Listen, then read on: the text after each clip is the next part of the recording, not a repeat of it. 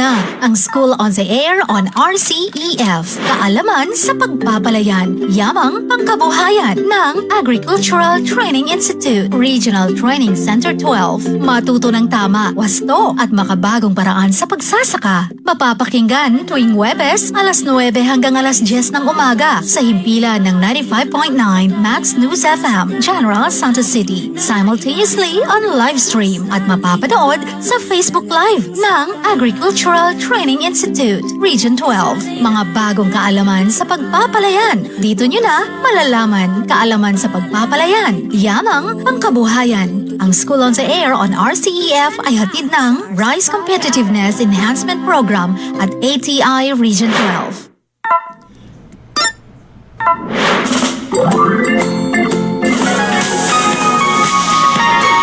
Kayo ay nakikinig sa School on the Air on Rice Competitiveness Enhancement Fund. Kaalaman sa pagpapalayan, yamang pangkabuhayan. Ang ating eskwelahan sa radyo para sa magsasaka ng palay sa Rion 12. School on the Air on Rice Competitiveness Enhancement Fund, mga serye ng teknolohiya tungkol sa tama, wasto at tamang pamamaraan sa produksyon ng palay. Magandang umaga mga ka-agri-eskwela at mga bayaning magsasaka ng Rion 12. Isang masaganang pagbati po ang inihatid namin sa inyo. Ako po si Donna Jean Cabergar, Technical Staff ng Agricultural Training Institute Regional Training Center 12 na nakabase sa San Felipe Tantangan, South Cotabato.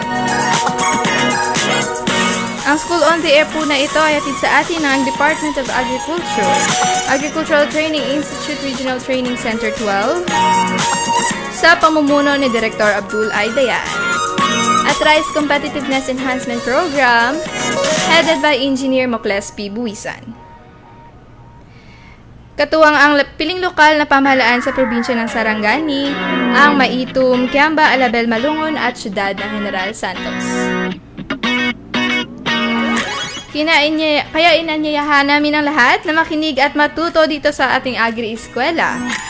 Mapakikinggan tuwing Huwebes, alas 9 hanggang alas 10 ng umaga sa himpilan ng 95.9 Max FM General Santos, 95.7 FM Radyo Kasaganan Maitum, at 100.5 News FM Kiambang.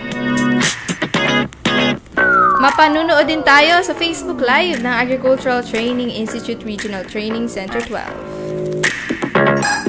Yan mga ka-agri-eskwela, noong nakarang episode ay nakasama natin ang agricultural technologist at rice specialist ng OMAG Bagong Bayan, Sultan Kudarat, na si Ma'am Josie Solin. Ayan, nilahad po niya ang Key Check 6 or Water Management Avoided Excessive Water or Drought Stress that could affect the growth and yield of the crop. And bago tayo formal na mag-umpisa, pasadahan natin ng konti ang mga nagko-comment sa ating Facebook Live.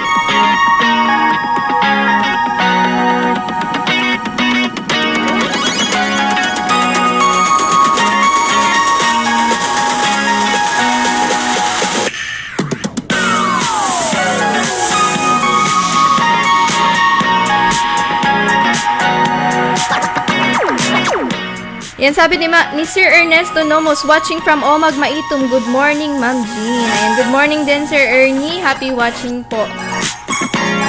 Good morning mga ka-agri. Happy listening and happy viewing from Caminoy and Gomez family from Barangay Buluan, Purok, San Jose. Ayan, happy watching, Ma'am Raylene Caminoy Soriano. Thank you po for listening and watching. And nagpapabati din si Janice Llanes. Good morning, listening from Lagaw, Casa Alfrio Llanes. Ayan, suki natin si Ma'am Janice. Laging nagko-comment at nanonood sa ating Facebook Live. And mga ka-agri, maaari kayong magpa-shoutout, mag-comment lamang kayo sa ating Facebook Live. At maaari din kayong magtanong ng inyong mga katanungan mamaya. Mag-comment lamang po kayo bago tayo kapag nakapag-umpisa na po ang ating resource speaker.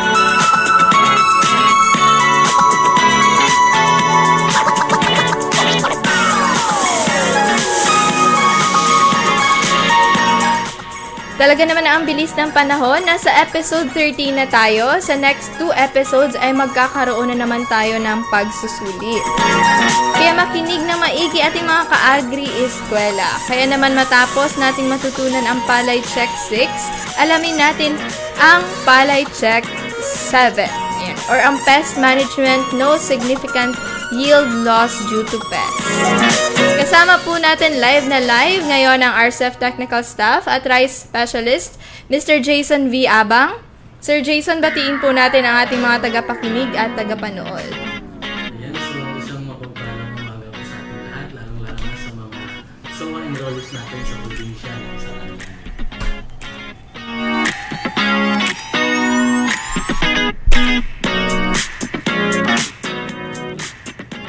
Ayan, Sir Jason, ngayon ay pag-aralan natin ang KeyCheck 7. Ano nga ba ito at bakit natin kailangang matutunan ang KeyCheck 7? May maaari na tayo mag-umpisa, Sir Jason? Thank you po, Ma'am Rona, for that. So, ngayon, pag-aaralan natin kung paano ba pamamalaan ang peste sa ating palayan. Yun nga yung KeyCheck number 7 natin, no significant yield loss due to pest o hindi mo bumababa yung ani dahil sa mga peste na umaatake sa ating palay. Hindi lang peste, pati yung mga diseases or yung mga insekto talaga na prevalent doon sa ating palay mismo, sa ating field mismo. Right? So magsimula tayo. So nakikita natin sa screen natin, di ba? In every stages ng ating palay, from the seeds to mature stage ng ating palay, merong mga iba't ibang peste or yung mga insekto na umaatake doon. So depende na yan sa kung anong stages ba ng ating palay sila dapat umaatake. So nakikita natin dyan, meron tayong mga ibon, mga snails, yung mga golden apple snails natin. May ano din tayo dyan, may mga rats din tayo, may mga damo, ayun, yung mga insekto at mga diseases. So nakadepende yan sa kung anong estado talaga, yung stages ng ating palay. Sila dapat umatake. So kailangan din natin i-assess talaga, i-monitor natin every other day or every week yung ating field para mas malaman talaga natin kung ano ba yung sitwasyon ng field natin mismo. Right? So, nakikita natin dito sa picture natin, di ba? Na what do you observe, yun yung sabi dito. So, yung una dyan, yung letter A, nakikita natin na yung rat damage dyan. Di ba? Yung sa letter B is the rice black bug damage and the leaf blight infection. So, ang tanong dito, what possible effect will A and B and C give on yield to the farmers? So ano ba yung magiging epekto niya sa magiging ani ng ating farmers doon? So yan yung mga pag-aaralan natin kung paano ba natin yan siya makontrol or at least ma-minimize lamang yung epekto nila. Okay? So gaano ba ka-importante na pag-aaralan natin yung KeyCheck number 7? So una dito, dapat alam natin how the rice crop interacts with biotic factors. So, kung paano ba siya nauugnay doon sa mga nabubuhay na mga factors na nakakaapekto sa ating pagpapalayan. The agro-ecosystem and crop management system. At para malaman natin, makorek natin, identify pests and apply ecological-based pest management strategies. So, pag sinabi natin kasing ecologically based pest management, ay nakaano tayo, parang pinag-aaralan, pinofocus natin dito kung paano ba natin mas makukonserve yung mga beneficials or yung mga natural control natin na when it comes to controlling pests and diseases sa ating field mismo. And yan, kung malalaman talaga natin yan at mapapractice natin yan, yung magiging area natin doon, yung magiging resulta ng ating practices is no significant yield loss due to pests. So, maiiwasan talaga natin yan. At yan ay magkakaresulta ng no discoloration, uniform grain size, visible pest damage, and less weed contamination. At saka, it will come up into high quality grains na yung magiging amin natin. Right? So, paano ba natin ma-assess na check yung farmers natin or check tayo as a farmer sa KeyCheck number 7? So, unang assessment, isa lang naman talaga yung assessment natin dito is no significant yield loss due to pests such as the insect pest, diseases, yung mga weeds natin, yung mga halamang damo natin na hindi naman talaga kailangan doon sa field natin. Yung rats, yung mga snails, and the birds. So, significant damage happen when one or more pests cause damage. So, yung tanong dito, makukonsider ba natin yung isang insekto, di ba? Makukonsider ba natin yung isang insekto na peste na ba siya kung hindi pa naman siya nakaka-damage doon sa ating palay? So, kung may mga kasagutan kayo, pakitype na lang doon sa comment sections natin. Sasagutin natin yan mamaya. So, how to assess damage due to weed infestation? So, unahin muna natin yung weeds mismo. So, sabi dito, there is significant yield loss if greater than 5% of the area has weed cover or 0 to 40 days after sowing. Okay? Or yung direct seeding natin. So, pag makikita, paano ba natin yan ma-assess? So, titingnan lang natin through visual observation lamang. So, makikita natin kung abundant na ba yung weeds doon, frequent lang ba, or rare presence lang, or papitsi-pitsi lang doon sa field natin. So, dyan natin yan ma-assess. Tatlong basihan lang. Rare, frequent, and abundant. Yun lang naman. Right?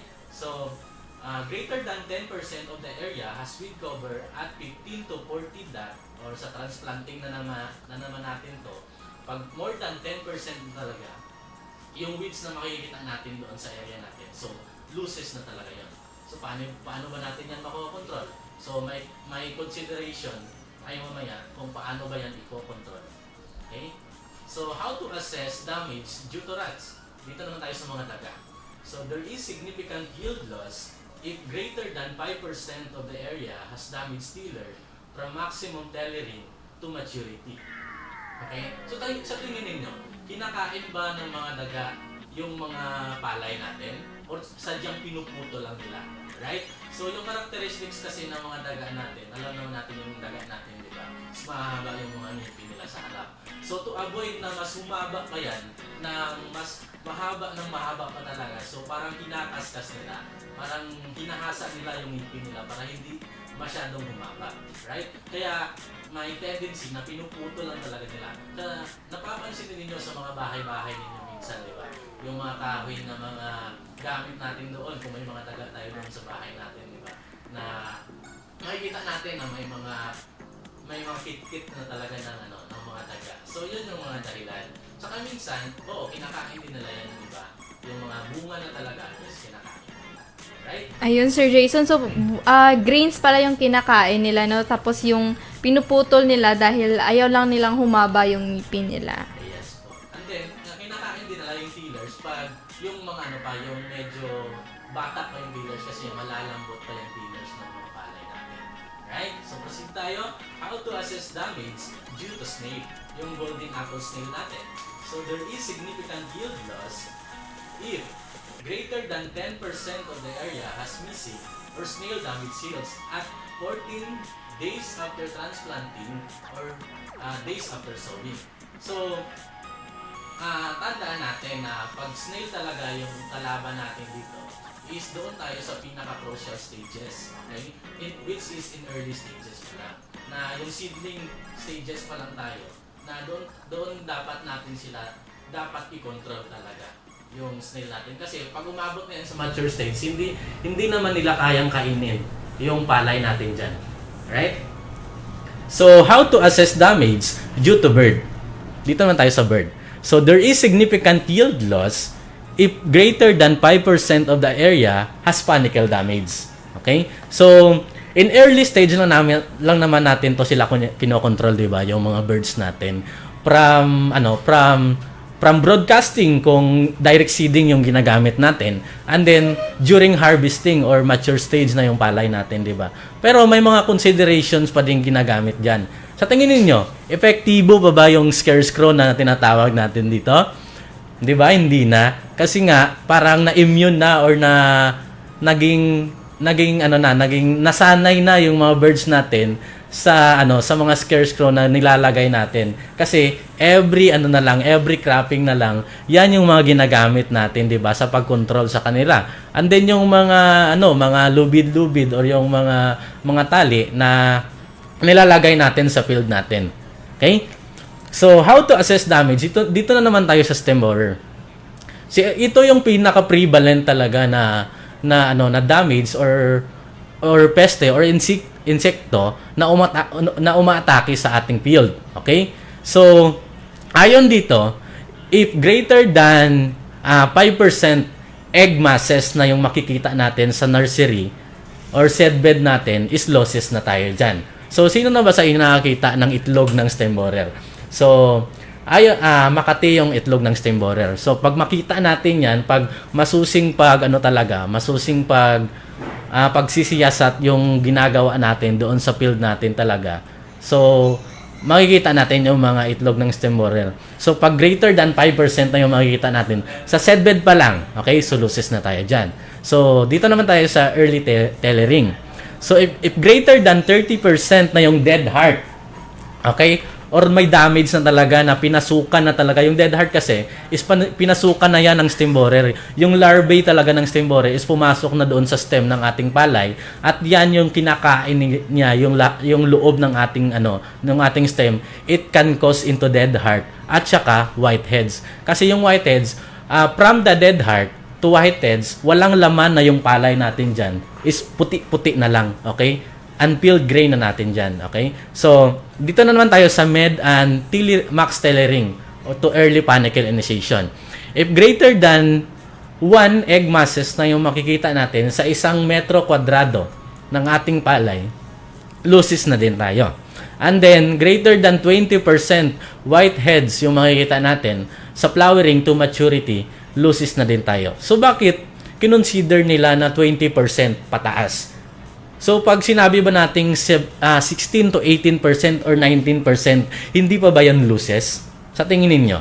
Di ba? Kasi nga, yung explanation natin dyan, na yung kakainin pa sana ng mga damage na mga panicles, which is the whiteheads na, is i-distribute pa ng palay natin doon sa mas productive panicles pa siya, na makaka-produce pa siya ng more more quality at more matataba pang mga butil. So, there is a compensation pa din doon na tinatawag. Yun ang tamang term doon. Kasi nga, yung kakainin pa talaga nung damaged panicle is madidistribute pa doon sa mga more productive panicle pa talaga. Right? So, dito naman tayo sa rice black bag. So, paano ba natin ma-assess na loses na tayo sa rice black bag natin? So, in our series seedbed, negligible pa lang siya. Hindi pa siya masyadong hindi pa siya masyadong alarming. Okay? So, sa early tillering natin, if greater than 10% na yung makikita nating nymph at adult ng ating ng black bag natin is loses na tayo. Kasi may makikita na tayo dead heart diyan, parang katulad din sa stem borer at saka bugworm. Okay? Bugworm. So, greater than 20% yung makikita natin sa med-tellering to early panicle initiation, loses na din tayo. Greater than 20, okay, nymph and adult per hill yung makikita natin, or 20% whiteheads from flowering to grain peeling stage, so loses na din tayo dyan. And then, greater than 20% whiteheads sa maturity, loses na din tayo dyan. So, paano ba natin, when it comes to analyzing or assessing yung damage ng white stem borer at saka black bag. So, kasi yung damage nila at saka yung epekto nila is parang magkapareho lang. Alright? So, paano ba natin ma-assess na damage ba talaga to ng whiteheads or damage ba talaga to ng black bag? So, ayon sa mga previous trainings namin or yung mga farmers field school namin, merong mga farmers na parang nag-debate about dyan, na sabi nila kasi andun talaga yung damage ng whitehead ng stem borer at saka black bag, at andun din yung presence ng whiteheads at saka black bag. So tinatanong nila kung ano ba yung damage na yon. So nakadepende pa din sa assessment talaga natin as a farmer or tayo mga technicians mismo. Kasi kung hindi natin ina-assess niyan at hindi natin tinitingnan mismo doon sa field, is paano natin malalaman, di ba? So, yung yung characteristics lang talaga ng damage ng whiteheads, pag binunot mo talaga yung damage panicle, pag madaling mabunot at inamoy mo, medyo parang mabaho talaga, damage ng ng stem borer yon. Tsaka naman, sa black bag naman, pag binunot mo yung damage panicle na whiteheads na, pag medyo matigas, okay, pag medyo hindi pa siya mabunot ng madali, damage ng black bag natin yon. Alright, so magkaiba yung nila. Magkaiba So, yung... yun pala yung pagkakaiba, Sir Jason, no? Yes po. So, kahit na same yung symptoms, pero sa amoy malalaman. Sa amoy malalaman at sa pag-a-assess pa din talaga. Kasi nga, pag nandun ka talaga sa field mo, as a farmer, alam mo kung ano yung sitwasyon ng iyong palay. So, Right? mahalaga nga talaga na magkaroon ng AISA, sir, no? Yes, proper monitoring. Ano talaga, yung parang every ano talaga, every time talaga or every other day na pupunta ka doon sa iyong sa iyong field.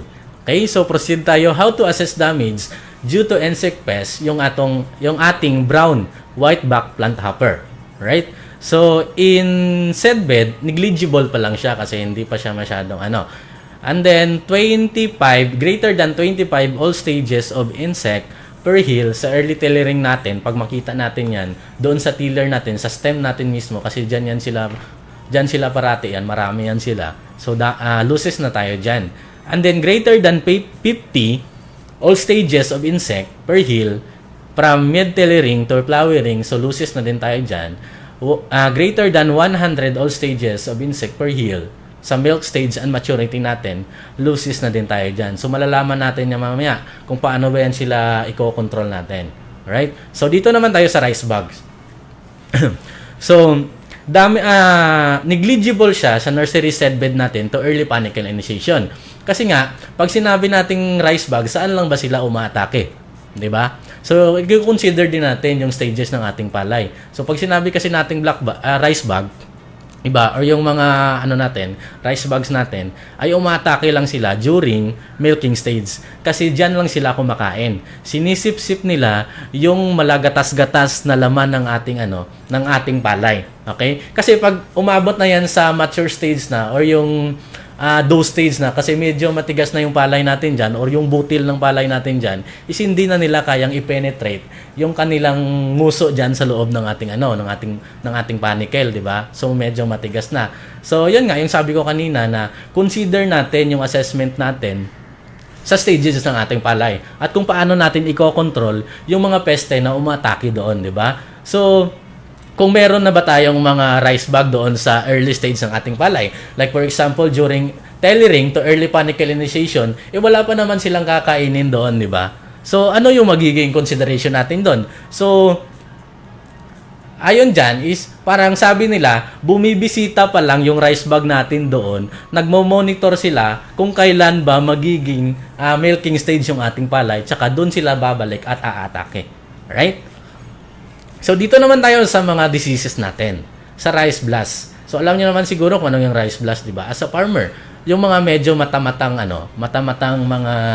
mga dots dyan sa ating palay, yan yung rice blast natin. Na caused by a fungus. Okay? So, greater than 20% of seedbed filled with rice blast, okay, to early tillering is loses na tayo. Greater than 20%. So, greater than 30% of the field with rice blast sa mid-tillering to early panicle initiation is loses na din tayo. And then, greater than 10% of the field with neck blast, right? Sa flowering na naman natin yan, is loses na din tayo. And then, greater than 10% of field with rice blast to milking stage to maturity is loses na din tayo. Okay? So, ano ba yung dahilan? Bakit nagkaka-rice blast yung ating palay?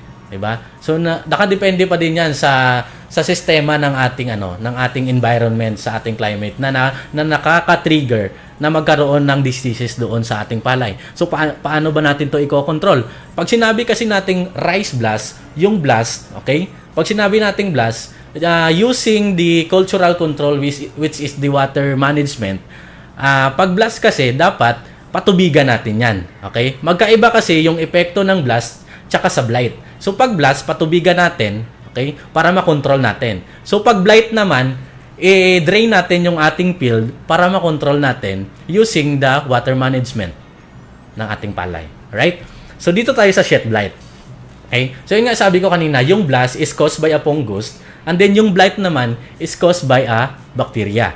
Right? So, dito sa seedbed natin is negligible pa siya to early tillering stage. Pero, greater than 40% of field na may sheath blight na sa mid-tillering to milking stage is loses na natin yon.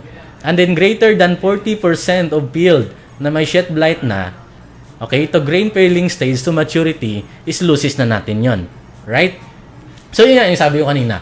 Pag blight yung makikita natin doon sa area natin, i-drain natin yung ating field, okay? Para makontrol natin using the natural control or yung cultural control natin, which is the water management. So, may farmer during our training or sa FFS namin, may farmer na nagtanong, "Sir, paano ba kung andon yung dalawa? Yung blast tsaka sublight. So, ano Paano yung mabasa uunahin yung naming i-control doon?" Yun yung tanong ng farmers natin. 'Di ba? So yung sagot lang naman doon is uunahin natin, nakadepende yan sa severity and incidence ng ating damage na diseases or infection ng diseases natin. Kasi kung sino yung pinaka severe, yun yung uunahin nating i-control. So, Di yung ba? pinaka nakaka-apekto, no, nakakapagbigay ng losses, yun yung Yes po. uunahin nating gamutin. Yes po. Kung sino talaga yung pinakamarami na nandun, yun yung uunahin natin na i-consider as i-control. At saka isunod natin yung yung pangalawa na medyo lang siya. Medyo konti-konti lang. Alright? So nakadepende pa rin talaga sa assessment natin. Okay? So yung sheet blight tsaka bacterial blight, dito naman tayo sa bacterial blight. So magkaiba yung bacterial blight sa sheet blight. Okay? So yung sheet blight kasi, yung damage niya from the sheet papunta sa sa dahon ng ating palay. Pero itong bacterial leaf blight is from sa dahon papunta sa ilalim para hanggang sa makover niya lahat ng dahon or lahat ng ng parte ng ating palay. Okay? So negligible siya sa seedbed to early tillering, and then greater than 30% of the field na may bacterial leaf blight na, okay, sa flowering is losses na tayo. Okay? Sa diseases kasi, during sa mature stage, yung pinaka dapat talaga nating protektahan dito is yung plug leaf ng ating palay. Kasi alam naman natin na yung plug leaf ay siya yung magiging kusina ng ating palay para mas makapag-produce siya ng more nutrient doon sa panicle natin. So, pag na-damage na kasi ng mga diseases yan or kinain na yan ng mga peste natin, yung plug leaf natin, isaasahan natin na minsan, yung mga panicle natin dyan is walang laman. Okay? So, yan talaga yung bantayan natin talaga na iprotektahan talaga natin yung plug leaf natin. Alright? So, dito na naman tayo sa rice stalk growth disease. Ito talaga yung pinaka-prevalent. Okay? Lahat naman ng mga naibigay dito na mga diseases or mga insekto, yan yung mga very common na umatake talaga sa ating field. Right? So, dito tayo sa rice stalk growth disease. So, in nursery seedbed, pa siya? Parang negligible pa siya. Pero, during early tillering stage, greater than 20% of the field with rice stalk growth disease is losses na tayo. Greater than 40% of the field with rice stalk growth disease, from mid-tillering to max tillering to early panicleization, losses na tayo dyan. And then sa flowering to maturity, tolerable tayo. Bakit tayo naging tolerable doon? Kasi alam naman natin, di ba? Kung kilala natin yung green leaf hopper, kasi sila yung vector ng ating rice stalk growth disease. Sila yung nagdadala ng rice stalk growth disease, yung diseases na yan, doon sa ating field. So pag may makita tayong green leaf hopper doon sa field natin, aasahan natin na may magkakatongro tayo. And then, kung may rice stalk growth disease na doon sa karatig na area ng ating palay, pag meron sila doon, aasahan natin na magkakaroon din tayo. Kasi yung rice stalk growth disease is nahahawa na yan sa iba't ibang estado ng ating palay. Kung malapitan lang yan, so posible na hahawaan din yung field mo. Okay? So paano ba natin yan makokontrol? So meron tayong dyan mamaya. Okay? So proceed tayo dito sa recommendation to achieve K-check 7. So unang-una talaga, yung first line of defense talaga natin dito is use resistant variety to pest prevalent in the locality. Yan talaga yung pinaka first line of defense natin. And then, change or rotate varieties every 2 to 4 croppings. Alright? And then, practice synchronous planting after a 30 days of rest period, and then conduct regular field monitoring to identify potential pests under initial stage of development. Right? So, ayun nga, ayun dito, di ba? Yung government naman talaga natin is yung under sa Rice Competitiveness Enhancement Fund is nagdi-distribute tayo ng seed, which is the high quality seeds of recommended variety na ibinibigay ng ating government para doon sa mga farmers natin na nakarehistro sa RSBSA. Right? So, aasahan talaga natin na yung At saka, kukunin din natin yung mga variety. Kung kukuha talaga tayo sa ating Department of Agriculture, kukunin natin yung mga variety na applicable talaga doon sa ating field para maiwasan din natin yung mga atake ng mga peste which is prevalent sa ating field. Okay? Yun nga yung sabi dito na use resistant variety as a first line of defense natin dito. Yan pinakaunang recommendation natin. Okay? So, sa weed control option, sa management option natin, paano ba natin makokontrol yung weeds? Unang-una dito, control weeds within 0 to 45 days after transplanting or after sowing. Kasi nga, in early stage pa lang, dapat i-control na natin ito para hindi na sila mas dumami mang dumami pa. Lalong-lalo na yung mga damo natin na may mga seeds. Okay? Kasi pag nahulog yung mga seeds nila doon sa area natin, sa lupa natin, isaasahan natin na tutubo yan. Magpa-process ng germination yan pag nabasa at nasikatan ng araw. Alright? So, pangalawa, practice proper land preparation and water management. Yun nga sa key-check number 2 natin, di ba? Sa land preparation natin, practice natin 21 to 30 days sa pagpe-prepare ng ating pala, ng ating field. And then, nasunod natin yung 30 days na rest period which is umabot siya ng halos 2 months yung pagpe-prepare and sa rest period natin dyan. And then, practice field sanitation. Okay? So, kailangan talaga malinis din yung field natin, yung mga kahon-kahon natin. Kasi pag mas maraming damo dyan sa kahon-kahon natin o sa paligid ng ating palay, di ba? Alam naman natin na yung mga damo natin, di ba? It can be an alternate host of any insect pests and diseases. Pwede siya pamamahayan ng mga peste at pwede din siya pamamahayan ng mga diseases natin na maita-transfer doon sa mga palay natin. So, pag nawala yan, syempre, mami-minimize natin yung damage nila, yung atake nila. Right? And then, use high-quality seeds. Yan nga yung sabi ko sa inyo. And then, do manual and mechanical weeding if kailangan na talaga. And then, use herbicide as last option. Yun nga, sa integrated pest management natin, na in control measures, di ba, may pyramid tayo ng control measures natin sa integrated pest management. Yung pinakauna doon is the cultural control. Pangalawa, yung biological control.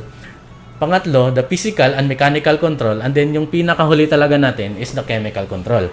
Na, which is, maano din natin, i-use natin, gamitin natin na mas efficient pa yung mga natural control natin bago tayo pumunta doon sa chemical control na pwede pa naman sila makakatulong na mas mas maganda pa yung magiging natin, di ba? Using the natural control. Alright? So, dito naman tayo sa rat management option. Paano ba natin i-manage yung rats natin? So, practice timely integrated and sustain community-wide control. So, fill rat burrowed with soil and water, practice field sanitation. So, sa mga actual farmers talaga, marami silang mga option about this sa mga rats natin. Diba? Kasi yung mga rats natin talaga matatalino yan. Marami yan silang mga control using the use oil na nilalagay doon sa mga sa mga bahay nila. Kasi yung alam naman natin na yung rats natin, meron silang entry point at saka exit point. Okay? So, sa pag-control, using the use oil, tatabunan natin yung entry point nila, bubuhusan natin doon sa exit point nila para doon sila ma-poison yung ating yung ating mga rats. Kasi alam na natin, yung mga rats natin, malilinis daw yan sila. So, pag may nakita yan silang mga tubig-tubig or mga oil doon sa loob ng ng bahay nila, is maliligo yan sila. So, alam na natin, may mga chemical content yung oil natin, di ba? So, marami pang iba na mga control natin dito. So, malalaman natin yan through information na magbabasa-basa tayo sa how to control the rats. Right? So, sa gas management na naman tayo. Unang recommendation dito, keep field saturated during early vegetative stage.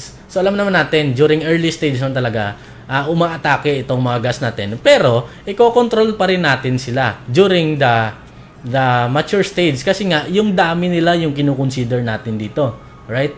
So, kasi yung isang rats is maraming itlog yung nililay niya in every laying in every egg processing niya, di ba? So, yan yung pinaka kailangan nating i-control, yung next generation na dadami pa siya. So, in early stage pa lang, control natin, handpicking lang, and then i-crush natin, lagay natin sa kahon natin. at it can be a control sa ating mga rice bags natin. Kasi pag nilagay natin yan sa kahon, namatay na yan sila, babaho yan sila, pupuntahan yan ng mga rice bags natin. Okay? Alam naman natin na yung mga rice bags natin is mahilig sa mga babaho, di ba? Right? So dito naman tayo sa mga birds. So scaring away birds is only a practical solution to manage them, di ba? So pero sa ngayon hindi na yan siya medyo medyo adaptable kasi nga nasanay na yung mga birds natin diyan. Pero yung mga ginagamit ng mga farmers natin minsan is gumagamit sila ng mga varieties which is na may yung may own, okay? Yung variety natin na merong patusok sa sa unahan niya. Kasi pag kinain niya ng birds natin is parang matukan yung bird natin doon na hindi niya malunok yung butil talaga. So pag naranasan niya yun is parang hindi na babalik yung birds doon sa ating field. Okay? Yan yung isang consideration na ginagawa ng mga farmers natin. Which is choosing the right variety. Kung prevalent talaga yung bird doon sa inyong palayan. Alright? So, sa insect pest and disease management option naman natin. So, ito talaga yung avoid too much fertilizer application, 3 cropping per year, or short turnaround time, and unnecessary use of pesticide.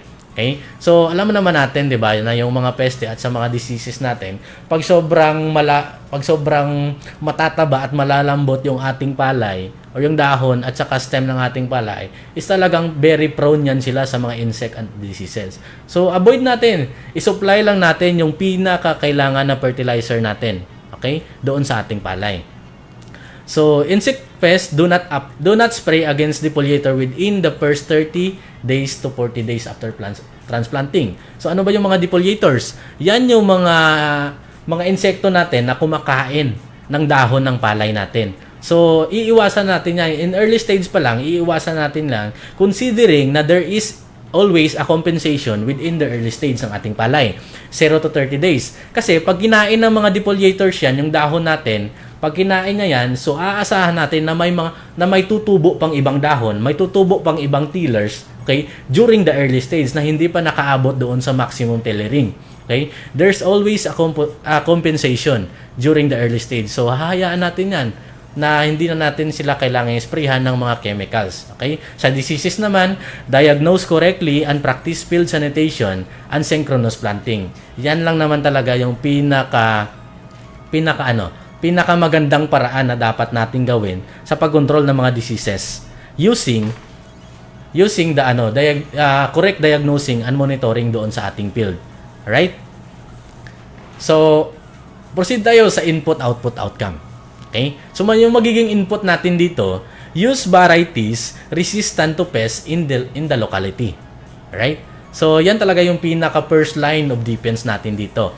And then, pangalawa, practice synchronous planting. Okay? Yan nga yung sa key-check number 3 natin, di ba? Practice synchronous planting after a rest period. Na kung saan, kung magiging prevalent man talaga or kung magiging marami man talaga yung mga insekto at mga diseases doon sa ating field, is mas-spread sila doon sa lahat ng area.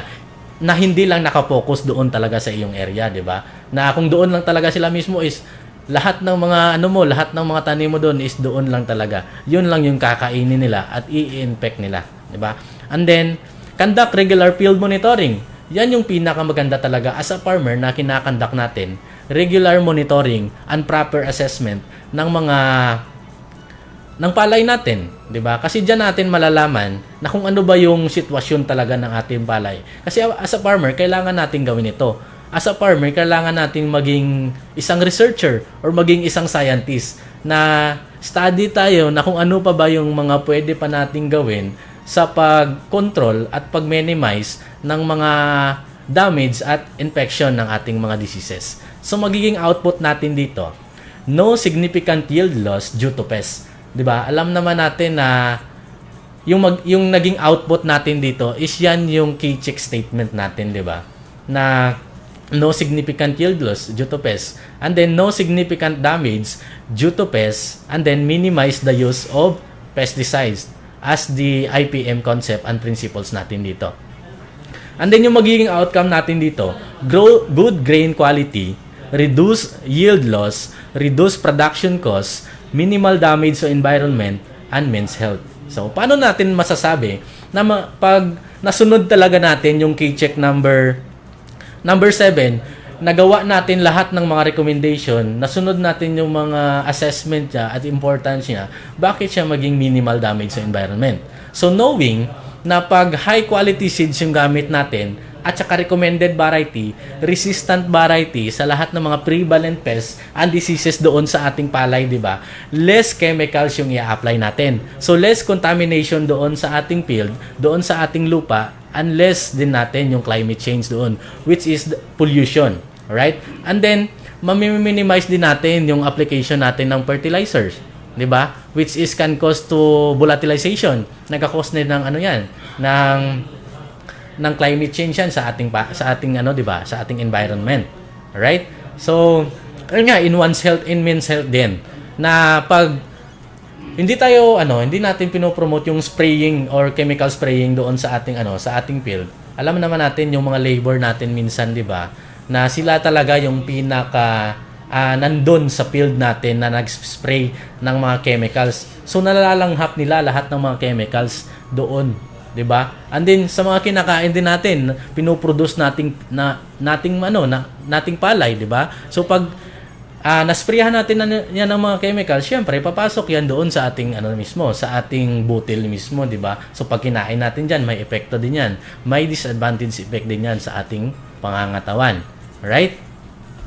So, sa key check number 7, yan lang siguro. In conclusion na lang natin dito,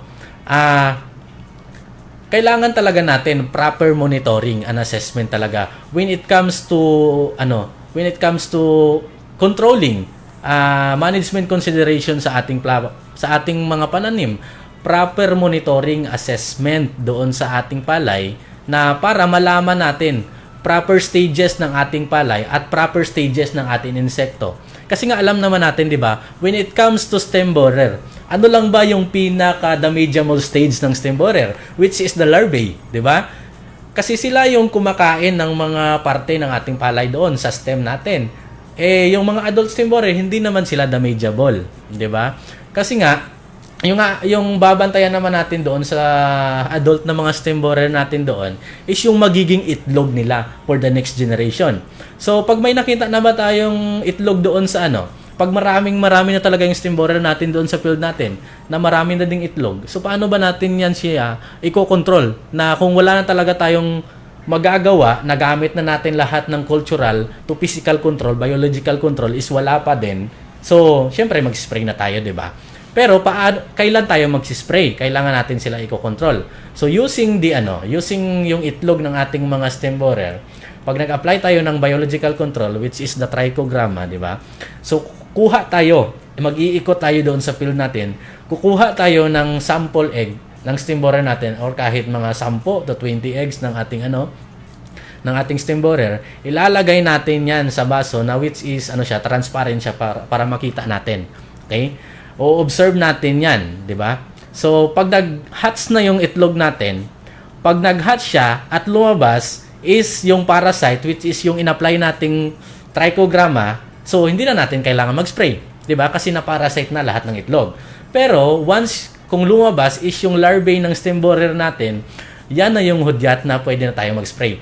2 to 3 days after hatching ng ating laying egg ng ating stem borer is pwede na tayo mag-apply. Alright? So, ganun lang naman. Proper diagnosing, proper assessment, proper monitoring sa ating field para mas makontrol natin at proper timing talaga ng application ng lahat ng mga pwede nating mga i-apply na resources doon sa ating field para mas maging productive or para mas maging efficient yung paggamit natin sa mga natural control or natural practices na pwede nating i-incorporate doon sa ating field mismo, di ba? So, yun lang naman siguro. Ayun, Sir Jason, naging napaka-productive ng ating usapan ngayon, no? Napakaraming peste, no? Mula sa insekto, hanggang sa rodents, at pati yung mga ibon, no? Naging peste na rin sa ating sakahan. Ayun, no? So, maraming na-discuss sa Sir Jason na mga recommendations, no? Paano mapuksa ang ating mga peste. Ayan, magbabalik lamang kami matapos ng ilang paalala. Uy, Maring Lord! Lorna? Totoo ba yung nakita ko sa Facebook ni Maring Judith? Nag-aaral siya ulit kung kailan nagkakaedad na? Oo, Maring Tess. Totoo. Sa katunayan, sabay kaming nag-enroll sa FFS at magkaklase kami ni Maring Judith. Ha? Oh? FFS? Yes, Mare. FFS, Farmers Field School. Programa ito ng gobyerno sa ilalim ng Rice Competitiveness Enhancement Fund o RCEF Extension Program sa pamamagitan ng TESDA, ATI at Farm Schools. Ginawa ito para tulungan tayong mga magsasaka na mas mapataas ang ating ani at kita sa pamamagitan ng mga pagsasanay. Talaga ba? Magkano naman yan, Maring Lorna? Maring Tess, libre ito. Ano? Libre? Oo, libre. Nagbibigay ng scholarship ang TESDA para sa mga magsasaka na nakalista sa RSBSA. May 17 sessions ang FFS, Mare. At isang beses lang sa isang linggo kami nagkikita. Ang dami kong natututunan at lumalawak pa ang aking kaalaman sa pagpapalay. Talaga ba? Tell me more, Maring Lorna. Bukod sa rice production, matututo ka rin sa farm mechanization at seed certification, Mare. Lalo na kung gusto mo maging isang certified seed grower. Maring Lorna, isali mo naman ako dyan. Gusto ko yan. Oh, Jiva, tama na yung pag-Facebook, Maring Tess. Magtungo ka na sa TESDA Provincial Office o sa pinakamalapit na farm school dito sa atin. Oh, ano pang hinihintay mo? Para sa karagdagang impormasyon, mag-text sa Farmers Contact Center sa numero 0920-946-2474. Sa RCEF, mataas na ani at kita, kayang-kaya! Ang paalalang ito ay hatid sa inyo ng Rice Competitiveness Enhancement Fund at ATI Region 12. Narito na ang School on the Air on RCEF. Kaalaman sa pagpapalayan, yamang pangkabuhayan ng Agricultural Training Institute, Regional Training Center 12. Matuto ng tama, wasto at makabagong paraan sa pagsasaka. Mapapakinggan tuwing Webes, alas 9 hanggang alas 10 ng umaga sa himpilan ng 95.9 Max News FM, General Santos City. Simultaneously on live stream at mapapanood sa Facebook Live ng Agricultural Training Institute, Region 12. Mga bagong kaalaman sa pagpapalayan. Dito nyo na malalaman kaalaman sa pagpapalayan. Yamang pangkabuhayan. Ang School on the Air on RCEF ay hatid ng Rice Competitiveness Enhancement Program at ATI Region 12.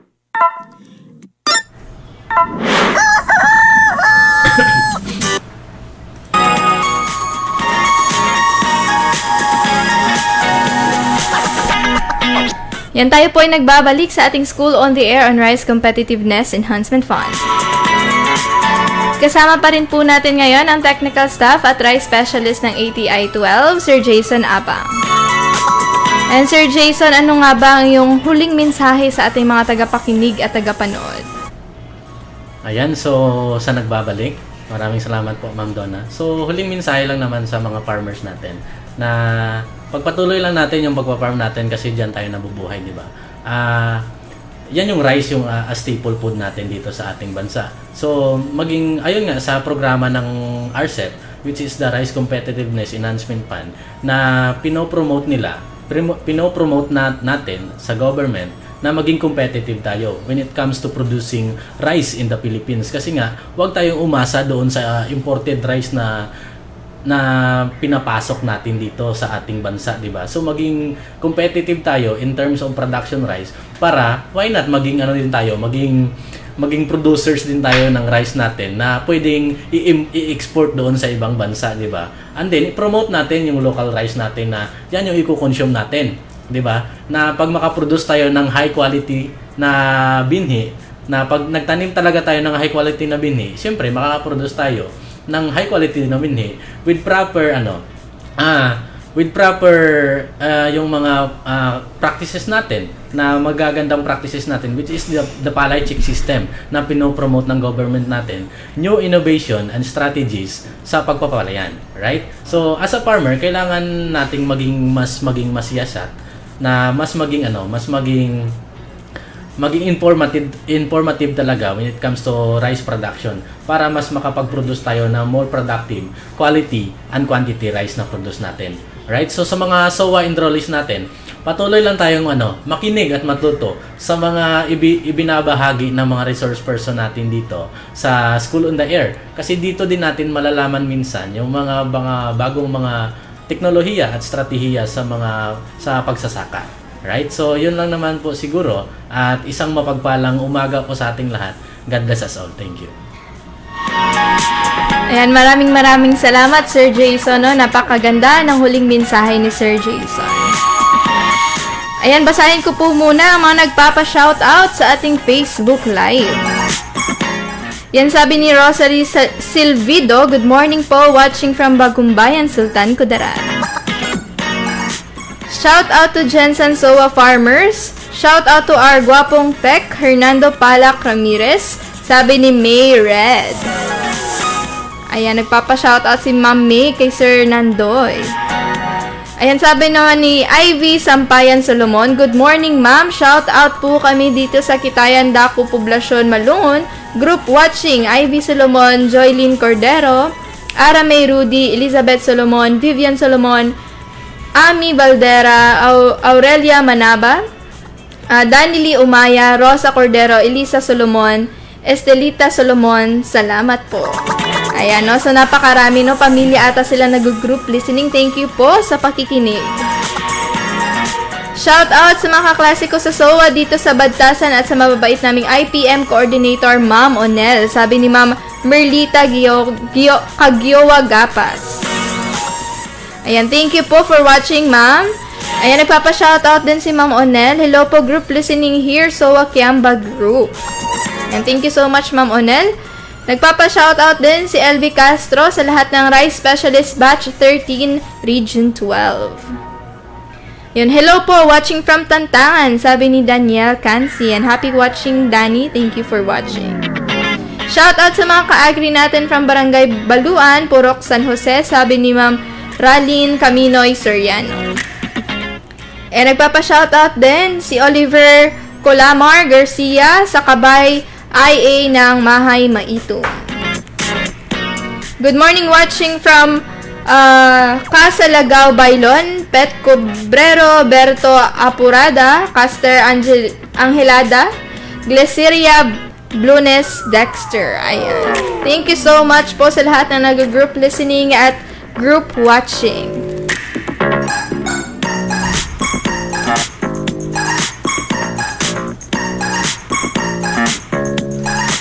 Ayan, muling paalala sa ating mga SOA enrollees, bilang official na enrollee ng ating SOA, marapat na huwag kaligtaan ang 16 episodes upang makagraduate at makatanggap ng certificate.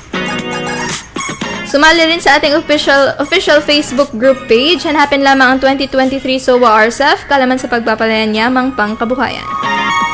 At i-click ang join group. And maraming salamat sa ating mga ever-active provincial and municipal coordinators na maya't maya ay nag-update sa atin at nag-guide sa ating mga ka-agri eskwela. PLGU Sarangani, Sir Godard G. Dumalag, Omag Maitom Sir Ernesto Nomus, at sa ating Jensen City Agriculture, Sir Nando P. Ramirez, Omag Alabel Ma'am Kisea G. Cabarubias, Omag Kiamba Ma'am Onelty Arancon, at Omag Malungon Sir Crisniel Gampo. Maraming salamat din sa ating mga partner radio stations, 95.9 Max FM General Santos City, 95.7 FM Radyo Kasaganan Maitum, at 100.5 News FM Kiamba. Huwag pong kaligtaan i-text ang ating mga SOA coordinators for attendance or sa inyong mga comments sa ating Facebook Live. I-like i-follow aming social media accounts. Sa Facebook po ay as Agricultural Training Institute Region 12, sa Instagram at Twitter, ATI RTC 12.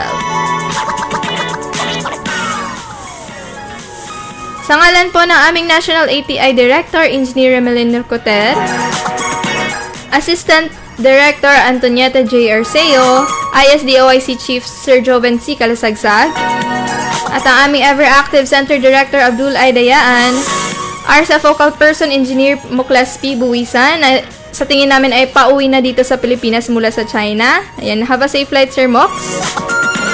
Maraming salamat sa lahat ng nakinig at tumutok sa ating School on the Air. Maraming salamat sa ating resource person, Sir Jason V. Abang. Abangan po ang ating next episode, Palay Check, 8 and 9 sa August 12. Ayan. Hanggang sa muling episode ng ating School on the Air, ako po si Donna Jean Fabregar na nag-iiwan ng magandang umaga mga bayaning magsasaka.